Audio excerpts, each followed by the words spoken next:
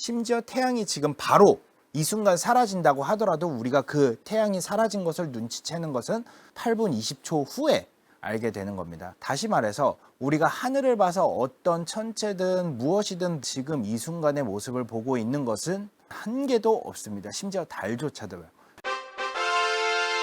네, 안녕하세요. 반갑습니다. 항성입니다. 지난번엔 별까지 했었죠. 별의 밝기라든지 별의 스펙트럼으로 우리가 무엇을 알 수 있는지를 했었기 때문에 그 이후에 오늘은 마지막으로 은하, 그 다음에 우주의 역사를 한번 하려고 하고 있습니다. 근데 양을 보니까 많아요. 제가 지난 강연 동안 다 말씀을 드렸어요. 천문학, 기본적으로 천체 물리학은 모두 빛을 연구하는 학문이다. 사실 딱히 다른 거를 할 거는 없어요. 요즘은 그래도 많은 기술들이 포함이 되면서 중력파라는 것들도 공부를 하기도 했었고요. 그 다음에 중력파를 이용해서 뭐 별의 질량이라든지 충돌하는 물체가 어떤 물체인지 이런 것들도 알아내는 단계까지 오기는 했지만 아직도 많은 정보들을 천문학을 연구하는 데 있어서 빛에 의존을 하고 있습니다. 지금도 나가서 하늘을 보면은 천체들이 많이 있죠. 별들도 많이 있고 달도 떠 있고 이 모든 것들이 전부 빛을 이용해서 오는 거잖아요. 그런데 단 한순간도 그 모습의 빛을 보는 것은 단 하나도 없습니다. 심지어 달조차도 태양으로부터 달에 빛이 반사된 그 빛을 우리가 보고 있는 건데 그 빛조차도 1.3초 정도의 지연이 있어요. 그러니까 우리는 달의 현재 모습을 보는 게 아니라 달의 1.3초 전의 모습을 보고 있는 것이죠. 그래서 뭐 태양 같은 경우는 여러분들은 잘 알고 계시겠지만 8분 20초 전의 모습을 보고 있는 거고, 심지어 태양이 지금 바로 이 순간 사라진다고 하더라도 우리가 그 태양이 사라진 것을 눈치채는 것은 8분 20초 후에 알게 되는 겁니다. 다시 말해서 우리가 하늘을 봐서 어떤 천체든 무엇이든 지금 이 순간의 모습을 보고 있는 것은 한 개도 없습니다. 심지어 달조차도요. 왜냐하면은 빛이라는 것은 예전에는 고대 그리스 시대에는 빛의 속도는 없다라고 생각을 했었어요. 하지만 우리는 지금 알고 있죠. 세상에서 우주에서 가장 빠른 존재는 빛이고 빛의 속도는 초속 30만 킬로미터로 유한하다 라는 것은 잘 알려진 사실입니다. 빛의 속도가 유한하기 때문에 우리와 저 멀리 있는 천체들 간의 사이에는 갭이 있죠. 우리가 뭐 가장 가까이에 있는 센타우리에 있는 별을 본다고 하더라도 4년 전의 모습을 보는 거고요. 태양도 8분 전의 모습을 보는 거고, 이렇게 모든 천체들이 전부 제각각 시대의 모습을 하고 있습니다. 그게 정말 천문학에 있어서는 또 재미있는 모습이 아닌가 생각을 합니다. 여러분들조차도 방송 송출 딜레이로 한 10초 정도의 과거의 모습을 보고 있는 거죠. 밤하늘의 천체는 기본적으로 짧게는 수십 년에서 수백 년까지 그 차이를 갖고 있습니다. 그래서 여기에 보면은 천체가 있습니다. 천체가 우리 눈으로 들어오는데 걸리는 이 거리는, 우리가 시간은 잴 수 있겠죠. 거리는 시간 곱하기 속도. 그래서 거리를 알 수가 있는 거죠. 왜냐하면 우리는 이미 빛의 속도를 알고 있기 때문이죠. 그래서 천문학자들한테 거리는 곧 시간이고요. 여러분들이 이해하기 쉽게 100억 광년 떨어진 은하를 본다라고 하는 것은 곧 공간적으로 멀리 보는 게 아니라 100억 년이라는 시간 그 전의 모습을 보는 거예요. 그렇게 본다고 보시면 될 것 같습니다. 본격적으로 오늘의 이야기를 한번 시작을 해 보려고 합니다. 우주 연대기를 작성을 할 거예요. 여기부터 과거고요. 여기가 현재겠죠. 오늘은 은하의 형태를 볼 거예요. 영어로는 모폴로지라고 하는데, 은하의 형태에는 여러분들 어떤 것들이 있죠? 나선 은하가 있죠. 우리와 같은 나선 은하가 있고, 타원 은하 있습니다. 타원. 또 뭐가 있을까요? 그쵸? 불규칙 은하가 있습니다. 이렇게 세 종류의 형태가 있는데, 요게 왜 중요하냐면은 은하의 형태에 따라서 우리가 연대를 알 수가 있습니다. 그리고 이 형태에 따라서 별이 얼마나 많이 생성이 됐는지, 영어로는 Star Formation Rate이라고 하거든요. 그래서 이게 정말 뭐 베이비붐인지 아니면은 죽었는지에 따라서도 그 은하가 어떻게 진화해 왔는지를 알 수가 있습니다. 또 하나 알 수 있는 게 있어요. 지난번에 잠깐 말하기는 했지만 별에 또는 그 은하의 금속 성분이 얼마나 가지고 있는지, 예를 들면은 금속 성분이 많이 있으면은 비교적 최근에 태어난 별이고요. 그다음에 금속 성분이 없다라고 하면은 아주 오래된 별일 확률이 매우 높습니다. 애초에 빅뱅 때 만들어진 금속은 수소하고 헬륨밖에 없다라고 말씀을 드렸습니다. 그리고 아주 정말 극소량의 리튬만 만들어졌었어요. 나머지 금속들은 왜 못 만들어졌냐라고 하면은 만들어질 시간들이 없었죠. 그래서 지난번에 무엇을 했냐면은 나머지 금속들은 도대체 어떻게 만들어지는지, 아주 무거운 별 속에서 철까지 만들어지고 그 이후에 초신성을 통해서 빠르게 만들어지는 여러 금속들, 그 다음에 그 AGB 스타라고 하는 그 점근거성의 외곽 쪽에서 금속들이 어떻게 만들어지는지에 대한 얘기도 나눴습니다. 그래서 지금 우리가 주기율표에 사용하고 있는 모든 원소들은 이런 식으로 별에서 만들어졌습니다. 다시 말하면은 그 금속들이 만들어지기 전에, 영어로는 메탈리시티라고 부르는데, 이 금속 성분을 얼마나 가지고 있느냐에 따라서 이 별이 오래됐냐 오래되지 않았냐. 태양이 금속 성분이 없으면 스펙트럼이 수소랑 헬륨으로만 색이 나오지 않나요? 만약에 그 없다면은 그렇게 나오겠죠. 하지만 태양 같은 경우에는 파퓰레이션 1스타라고 부르는데, 파퓰레이션 1스타이기 때문에 아주 많은 금속들을 가지고 있습니다.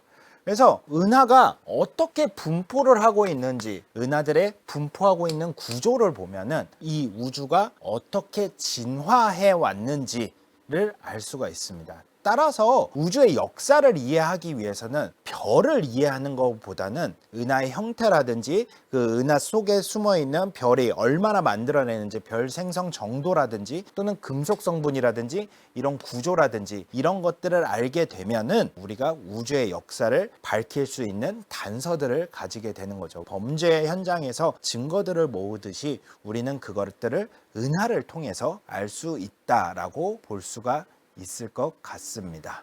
그래서 이런 식으로 오늘 여러분과 함께 우주 연대기를 작성을 할 겁니다. 이제 어떤 재료들이 필요한지는 제가 말씀을 드렸어요. 우주는 기록을 남기고 있습니다. 그러니까 남긴다는 거는 쓴다는 거죠. 그리고 우리는 그 기록들을 읽어내는 거예요. 우리는 이 모든 것들을 읽어내는 게 가장 중요한 거예요.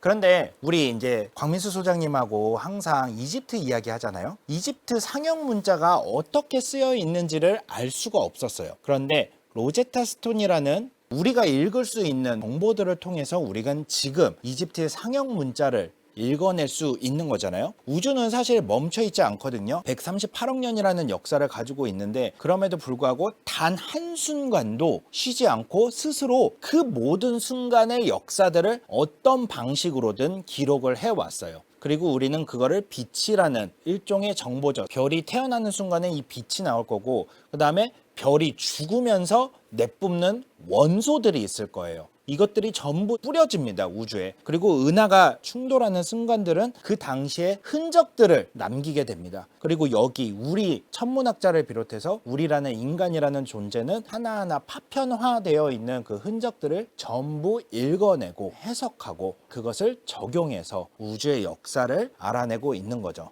자, 그러면은 본격적으로 우주 의 역사를 복원하는 여정에 대해서 이야기를 해볼게요. 어떻게 복원을 할 거냐? 해부를 해야 합니다. 은하는 별이 있죠.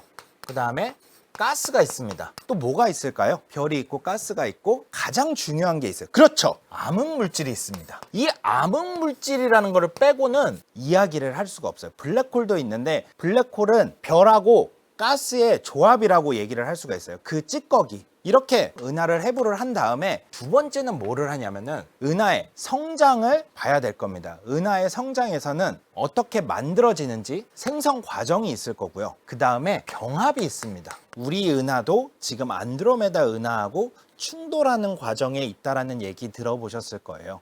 그래서 많은 은하들이 서로 이렇게 병합이라는 거를 하게 됩니다. 이 병합 과정에서도 매우 중요한 일들이 일어나는데 어떤 일들이 일어나는지 한번 보도록 할게요. 그리고 나서 이렇게 알아낸 정보들을 가지고 우리가 시간을 재구성합니다. 시간을 어떻게 재구성을 하냐? 바로 코스몰로지컬 컨스탄트라고 하는 우주론적 적색 이동이라고 하는 이것들을 통해서, 이거는 거리라고 보시면 돼요. 사실은 시간인데 거리와 관련이 있다라고 해서 거리가 되는 거고, 이거는 기준이 되는 겁니다. 그래서 우리가 이거를 알면은 어떤 은하에서 어떤 일이 일어나, 병합이 일어나는데 저거에 우주론적 적색 이동 값을 쟀더니 시간이 나왔네? 아, 저런 과정이 일어난 게 몇 억 년 전에 일어났구나. 그리고 이런 식으로 시간을 다 재구성할 수가 있는 거예요. 그리고 이런 것들을 시간을 재구성해서 다시 한번 시뮬레이션을 돌려봤더니 우주의 거대 구조라는 게 나타나게 됩니다. 이를 통해서 우리는 우주의 역사를 복원을 할 수가 있는 겁니다. 그래서 오늘 이 과정들을 여러분들과 전부 함께 알아보려고 하고 있습니다. 은하의 해부부터 해보도록 하겠습니다. 은하에 3요소가 있는데 4요소라고도 할 수 있을 것 같아요. 은하라는 건 아까 말씀드렸죠? 뭐가 있죠? 별, 가스, 가장 중요한 이렇게 이루어져 있습니다. 그리고 이 별 가스에서 비롯된 게 바로 블랙홀이 되겠죠. 우리는 이 은하를 하나의 시스템이라고 불러요. 다시 말하면은 우주의 기본 단위는 사실 별이기는 한데 별로 따지다 보면은 너무너무 작아지기 때문에 우리가 우주를 연구를 하는 데 있어서 가장 기본 단위를 은하로 잡고 있습니다. 그래서 이런 가스에서 별이 태어나고요. 이 별들이 또는 가스들이 무너져서 블랙홀이 되고요. 그런데 어떻게 집을 지었다라고 하면은 별하고 가스는 약간 인테리어 같은 거예요. 인테리어 같은 거고 암흑물질은 뭐냐면은 그 집을 이루고 있는, 다시 말하면은 그 은하를 이루고 있는 기본 뼈대, 철골, 구조 같은 거라고 볼 수 있을 것 같아요. 그래서 이 세 가지가 은하를 이해하는데 엄청나게 중요하다라고 볼 수가 있습니다. 은하라는 게 이 3요소로 이루어진 중력으로 뭉쳐있는 거대한 생태계예요. 은하를 가장 짧고 건조하게 정의를 하면 이렇게 할 수 있거든요. 중력 우물이라는 곳에 갇혀서, 우물 있죠? 우물에 한번 빠지면 나오기 어렵잖아요. 그래서 중력 우물에 갇혀서 서로 못 도망가고 묶여있는 하나의 거대한 시스템을 우리가 은하라고 부릅니다. 그래서 우리 태양계도 거대한 시스템이기는 하지만 그 시스템 자체가 우리 은하라고 하는 밀키웨이 갤럭시라고 하는 그곳에 묶여 있는 거죠. 은하의 형태는 대표적으로 이렇게 세 가지로 나눠져 있습니다. 일립티컬, 그러니까 타원형 은하, 나선형 은하, 불규칙 은하가 있는데 나선 은하부터 한번 보도록 할게요. 나선 은하의 가장 기초적인 이런 모습이 뭐냐면은 원반이 있고요. 그 다음에 팔이 있습니다. 대부분 되게 납작해요. M101에서 보는 것처럼 파란 영역들이 되게 많이 있죠. 이거는 뭐냐면은 가스가 많다라는 거예요. 파란색으로 보인다라는 건 가스가 많고, 그게 무슨 말이냐? 현재 별이 만들어지고 있는 그런 모습이다라고 볼 수가 있는 거예요. 그에 반해서 타원 은하는 약간 매끈한 원같이 생겼어요. 둥글죠? 그리고 대부분 붉은색으로 되어 있어요. 이게 왜 그러냐면은 가스가 없기 때문이에요. 가스가 없다라는 거는 별을 만들 수 있는 재료가 생각보다 적다라는 거고, 그 말은 별 생산이 많이 이루어지고 있지 않다라고 볼 수가 있는 겁니다. 그리고 오른쪽에 보면 이레귤러, 불규칙 은하라고 되어 있는 것들이 있는데, 불규칙 은하는 두 군데에서 볼 수가 있습니다. 첫 번째는 아주 은하 초창기에 우주가 태어난 지 얼마 안 됐을 때, 은하라는 것들이 막 생겨났을 때 주로 이런 불규칙 은하들이 생겨났을 것으로 얘기를 하고 있고요. 그 다음에 은하들이 충돌을 하게 되면은 이런 불규칙 은하들이 생기는 경우가 많이 있습니다. 붉기는 하지만 밝아요. 이게 뭐냐면은 가스가 요동을 치는 거예요. 다시 말해서 모든 불규칙 은하가 그렇다는 건 아니지만 일반적으로는 별이 폭발적으로 탄생을 합니다. 왜냐하면은 사고 현장이기 때문이에요. 골든버그 랩 교수님이 되게 중요한 질문을 해주셨는데, 나선 은하도 나이를 먹으면 자연스럽게 타원 은하로 바뀔까요? 다른 은하와 합병하거나 그러지 않고도 그렇게 되지는 않을 겁니다. 아마도. 나선 은하는 기본적으로 중력에 의해서 이런 모양으로 만들어졌기 때문에 만약에 충돌하거나 가스가 다 공급이 끊어져 버리면은 빨간색으로 식어갈 겁니다. 이 은하가 현역이냐, 은퇴냐, 아니면은 전쟁 중이냐, 이런 것들을 판단을 해야 되는 거예요. 현역이라고 하면은 가운데에 있는 이런 나선 은하 같이 활발하게 별을 만들어내고 있는 게 현역이라고 하는 거고, 타원 은하 같은 경우에는 약간 새로운 별이 태어나지 않는 어떤 모습이냐면 실버타운이라고 볼 수가 있는 거예요. 이런 불규칙 은하 같은 경우에는 교통사고 현장이라고 볼 수가 있는 거예요. 은하는 기본적으로 원반을 볼 수가 있죠. 팔 부분. 얇고 넓게 퍼져 있습니다. 이 오른쪽에서 보면은 이제 그 가운데 띠 있는 부분인데 되게 얇죠? 거의 공사 현장이라고 보시면 돼요. 별이 계속적으로 태어나고 있는 모습. 그리고 가운데 보면은, 오른쪽에 가운데 보면은 볼록하게 위아래로 튀어나와 있는 모습.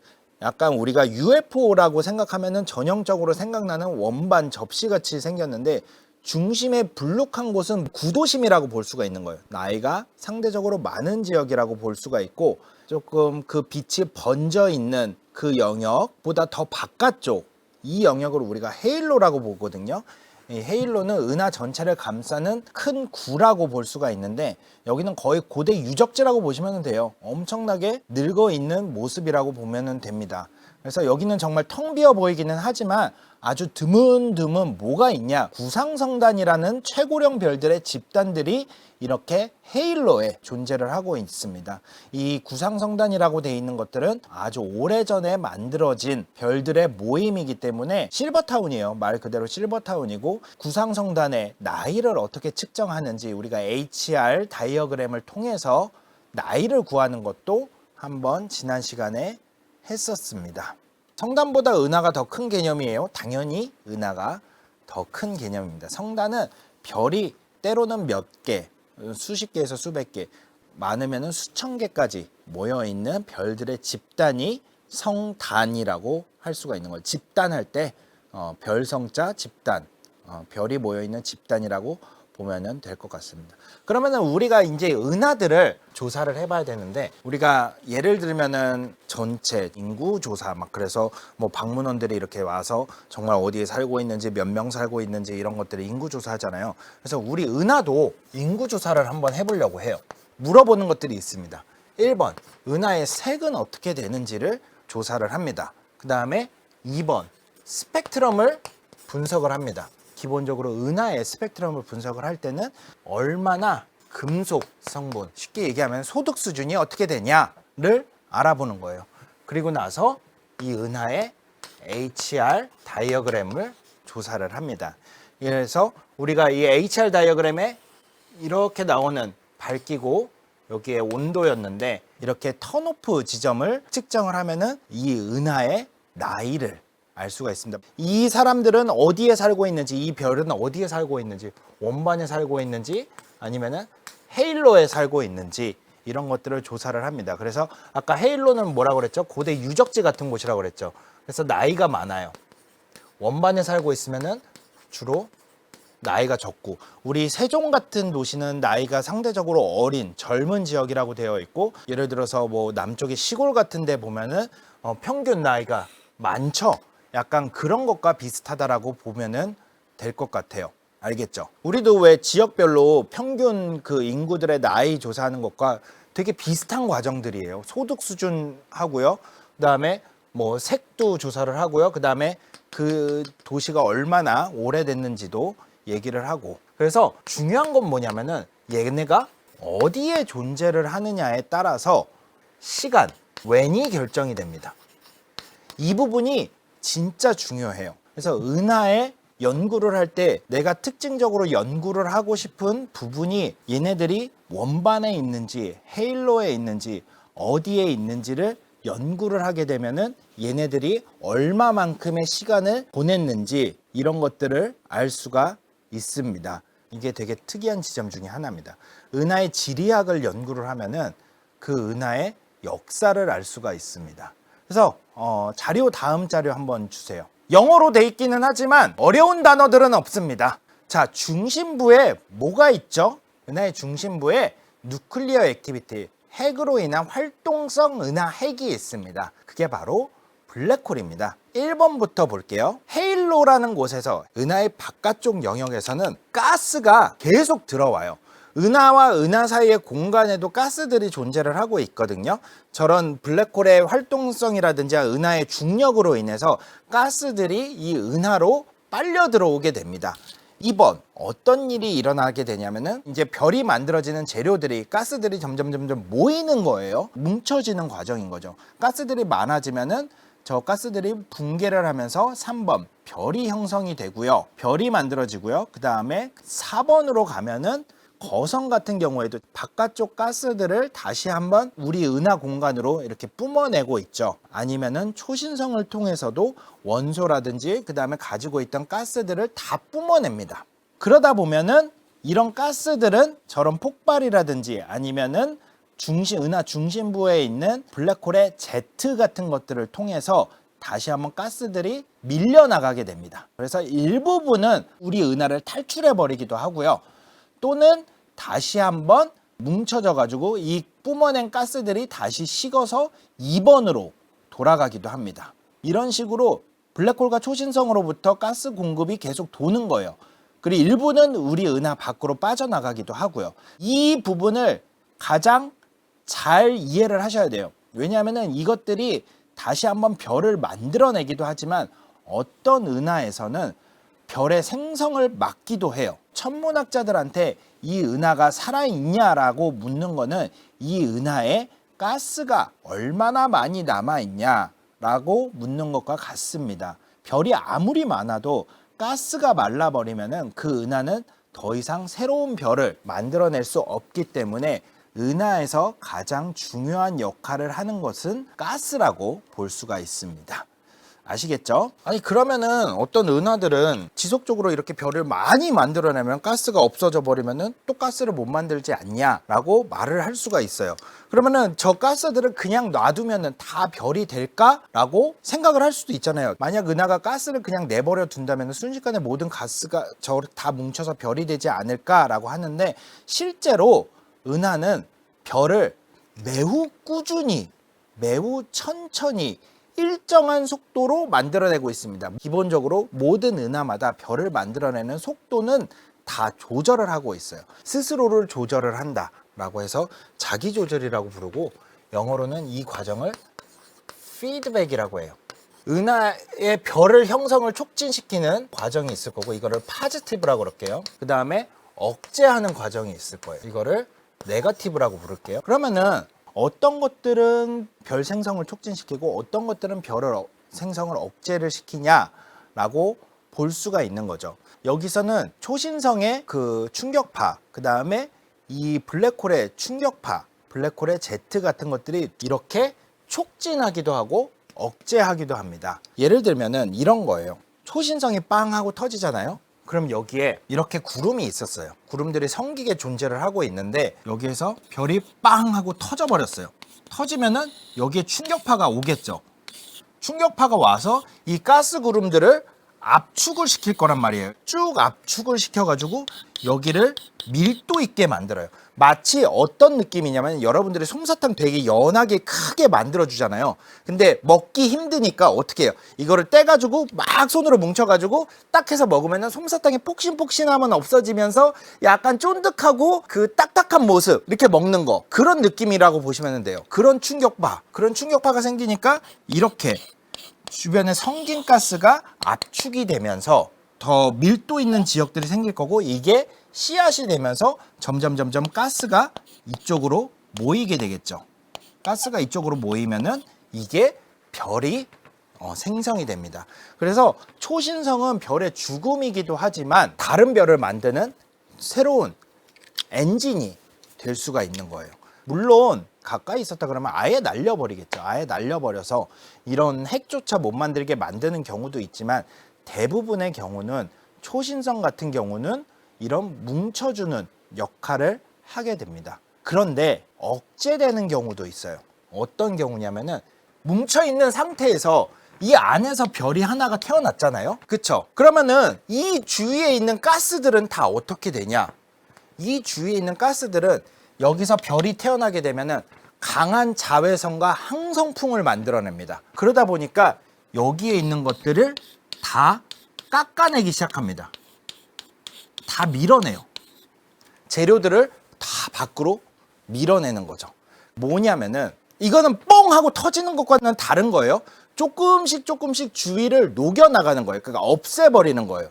열로 증발시키는 거예요. 그래서 제임스 웹 우주망원경이 맨 처음 나왔던 용골자리 성운에 보면은 산 모양으로 깎여 있는 모양들도 있고 제 책으로 나왔던 것 중에 하나가 창조의 기둥이라고 뭉쳐져 있는데 창조의 기둥 막 이렇게 생겼죠.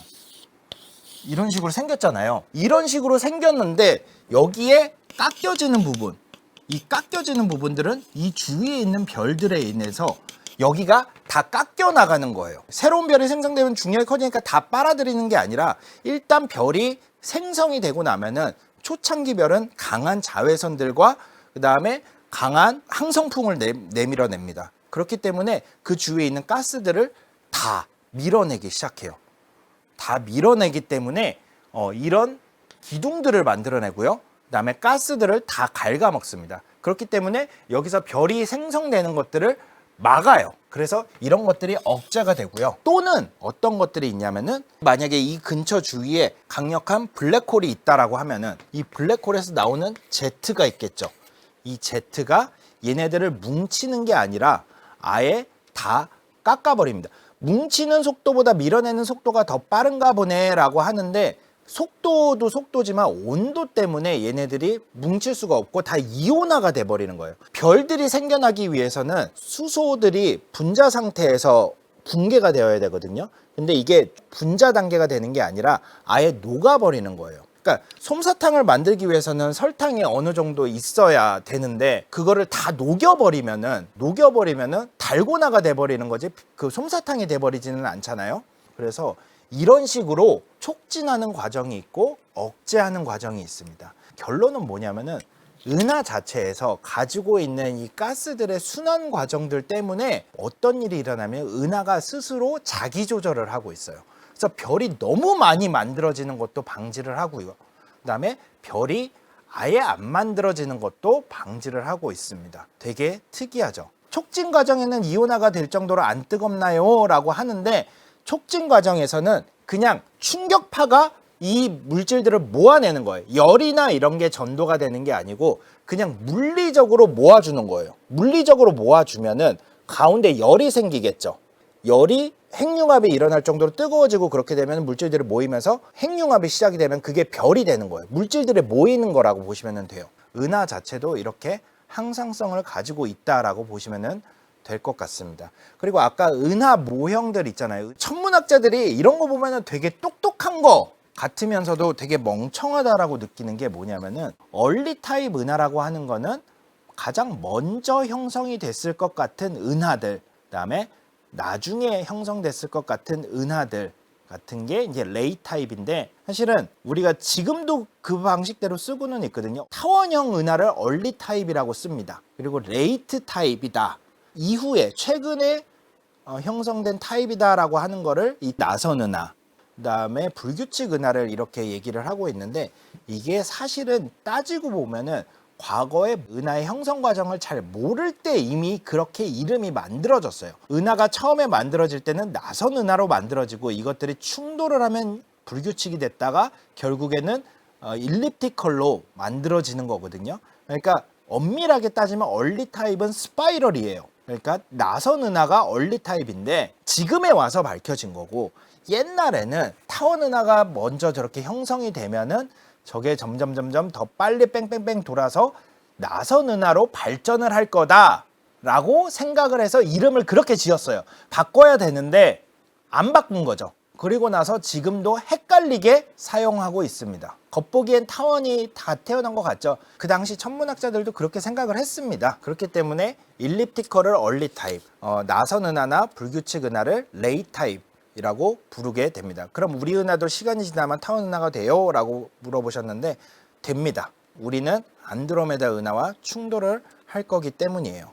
그러면은 이렇게 은하가 별들을 어떻게 만들고 하는지를 알아냈는데 그러면 이 은하는 어떻게 형성이 되었냐?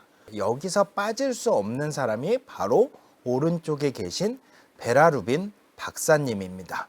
어떤 얘기를 할 건지 여러분들도 감이 오셨을 텐데 이제 은하의 마지막 부품이고 가장 거대한 퍼즐 조각, 우리 가스도 얘기했고 별도 얘기했어요. 그 다음에 얘기할 게 바로 암흑 물질이죠. 우리 태양계를 한번 생각을 해볼까요? 태양계를 생각을 해보면은 태양에 가까운 수성은 진짜 태양 주위를 엄청나게 빨리 돌고 있어요. 금성이 그 다음 빨라요. 그리고 나서 지구가 그 다음 빠르고요. 점점 바깥으로 멀어지면 멀어질수록 속도가 점점 느려져요. 그러면 은하는 어떨까요? 은하 중심은 빽빽하니까 그 근처를 도는 것들은 빠를 거라는 걸 우리는 알아요. 그러면은 은하 바깥으로 가면은 갈수록 어떻게 될까요? 그 속도가 점점 느려져야 됩니다. 이게 당연한 거예요. 은하의 속도를 관측을 했는데 실제 관측 결과가 너무나 충격적이었거든요. 이게 이제 베라루빈 박사님이 발견을 하신 건데, 은하 가장자리에 있는 별들이 중심부에 있는 별들과 거의 똑같은 속도, 아니면 오히려 조금 더 빠른 속도로 돌고 있어요. 이게 왜 문제냐? 중력은 무슨 힘이죠? 잡아당기는 힘입니다. 바깥쪽 별이 이렇게 빨리 돌면은 원심력 때문에 은하 밖으로 이 가스라든지 별이 튕겨나가야 되는 게 정상이죠. 그런데 안 튕겨나가도 이게 이런 가스라든지 은하 바깥쪽에 있는, 심지어 우리 태양계 같은 쪽도 되게 바깥쪽에 있거든요. 은하 바깥쪽에 있는데 속도가 저렇게 빠르면은 튕겨나가야 되는데 튕겨나가지 않고 붙잡혀 있어요. 그 말은 우리 눈에 보이는 은하 중심부에 있는 가스나 아니면은 별들만으로는 부족하고, 눈에 보이지 않는 무언가가 바깥쪽에서 엄청난 힘으로 별들을 꽉 붙잡고 있다라는 뜻이에요. 그렇죠? 그래서 우리는 이렇게 보이지 않는 유령 같은 그 질량, 이런 거를 암흑물질이라고 부릅니다. 그래서 계산을 해봤어요. 이 정도로 붙잡고 있으려면 어느 정도의 중력이 있어야 되냐라고 계산을 해봤더니, 저 밑에 은하 보이시죠? 여러분들 보고 있는 자료에서 은하 보이시는데, 저 은하에서 보이는, 그러니까 눈에 보이는 별과 가스는 고작 10%에서 15%밖에 안 됩니다. 나머지 85% 이상은 이 보이지 않는 거대한 뼈대, 암흑물질로 헤일로가 꽉 차 있다라는 뜻이에요. 즉 우리가 보는 예쁜 은하는 거대한 암흑물질 덩어리 한가운데 박혀있는 약간 보석 같은 거라고 보시면 될 것 같아요. 관측 가능한 파장이 다른 건가라고 했는데, 빛에 가지고 있는 모든 파장을 우리가 다 들여다봤을 때 빛과는 반응을 하지 않습니다. 다시 말해서 관측을 할 수가 없다라는 것은 어떠한 방식의 전자기파로도 관측을 할 수가 없어요. 암흑물질은. 또 위험한 발언을 하시는군요. 암흑물질을 상정했을까요? 뉴턴 역학을 수정할 생각은 안 해봤을까요? 하죠. 지금도 하고 있습니다. 그래서 많은 사람들이 이렇게 하려고 설명을 하고는 있죠. 근데 그 뉴턴 역학을 설정을 하게 되면은 이 지금 우리가 하고 있는 우주의 역사가 다 바뀌어야 돼요. 빛과 반응을 안 해서 암흑물질이 아니다가 아니고요. 모르기 때문에, 우리가 알고 있는 정체가 블랙이기 때문에 다크 매터라고 부르는 거예요. 에너지를 내지 않는다라는 거는 아니에요. 왜냐하면은 에너지라고 하면은 어떠한 힘과 반응을 할 때잖아요. 근데 얘는 질량, 즉 중력과는 반응을 합니다. 중력과 반응을 하기 때문에 우리가 암흑물질이 어디에 존재하고 있는지는 확인을 할 수가 있어요. 그래서 우리가 예전에 되게 그 먼 은하들을 봤을 때 이런 식으로 나타나는 걸 보셨을 거예요. 별들이 갑자기 이런 식으로 길게 나타나는 중력 렌즈 현상을 보신 적이 있을 겁니다. 이 중력 렌즈 현상들도 여기에 중심부에 있는 어떤 은하의 암흑물질 때문에 이렇게 반응을 하는 거예요. 중력 렌즈 현상. 그래서 암흑물질을 발견은 했죠. 암흑물질을 발견을 하면은 노벨상이 아니라 암흑물질의 정체를 발견을 하게 되면은, 그러니까 이게 어떤 물질이다, 아니면은 또는 어떤 힘이다라는 거를 알아내면은 당연히 바로 그 즉시 10월에 발표했다? 그러면은 물르고서라도 그 사람 줄 거예요. 암흑물질 후보에는 뭐가 있느냐라고 말씀을 해주셨는데, 뭐 윈프도 있고요. 그러니까 위클리 인터랙트 매시브 파티클이라고 하는 것들도 있고, 아직 정체를 모르고 다 가설들이에요. 다 가설들이기 때문에 암흑물질에 대해서는 제가 나중에 다시 한번 얘기하도록 하겠습니다.